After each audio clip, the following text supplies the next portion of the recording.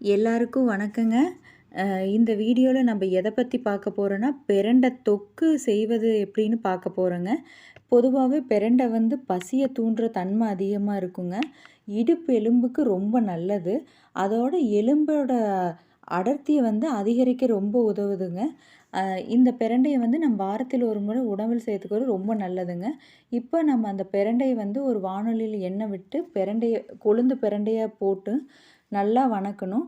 அது வணங்குறத பார்த்தீங்கன்னா, colour change ஆகி வரையில நம்ம அத எடுத்து வச்சுட்டு, அதே வானொலியில பார்த்தீங்கன்னா, 2 ஸ்பூன் உளுந்தம்பருப்பு, 1 ஸ்பூன் கடலைப்பருப்பு, 1 ஸ்பூன் சீரகம், 1 ஸ்பூன் கொத்தமல்லி இதெல்லாம் போட்டு ஒரு 2 நிமிஷம் வணக்கணும்.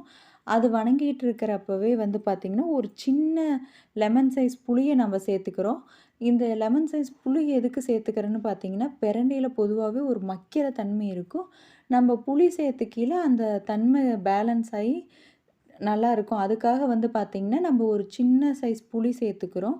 அது கூடவே நம்ம காரத்துக்கு தேவையான அளவு மிளகாயும், அ உப்பும் சேர்த்துக்கிறோம். இது கூடவே பார்த்திங்கன்னா, ஒரு கைப்பிடி அளவு ஒரு 10லேருந்து 15 பல் பூண்டு சேர்த்துக்கிறோம். நம்ம இதில பூண்டு அதிகமா சேர்க்குற வரைக்கும் டேஸ்ட்டும் நல்லாயிருக்கும், உடம்புக்கும் நல்லது. அது கூடவே ஒரு கைப்பிடி அளவுக்கு கருவேப்பிலை சேர்த்துக்கிறோம். இது எல்லாத்தையும் வணங்குனதுக்கப்புறம் ஆற வச்சு மிக்ஸி ஜாருல கொரகொரப்பா அரைச்சு எடுத்துக்கிறோம். இப்போ நம்ம அரைச்ச விழுத வந்து பார்த்திங்கன்னா, அதே கடாயில எண்ணெய் கொஞ்சம் விட்டு நல்லெண்ணெய் விட்டு அரைச்சத போட்டு நல்லா வேக வைக்கிறோம். இது எதுக்காக செய்யறோம்னா, இந்த நம்ம தொக்கு வந்து கிட்டத்தட்ட 15லேருந்து 20 நாள் வரைக்கும் கெட்டுப்போகாத வெளியவே வச்சு இருந்தாலும் கெட்டுப்போகாது இருக்கிறக்காக நம்ம நல்லா போட்டு வணக்கி எடுத்துக்கிறோம். இந்த தொக்கு வந்து பார்த்திங்கன்னா, சாதத்தோட சாப்பிட்றக்கு ரொம்ப நல்லாயிருக்கும்.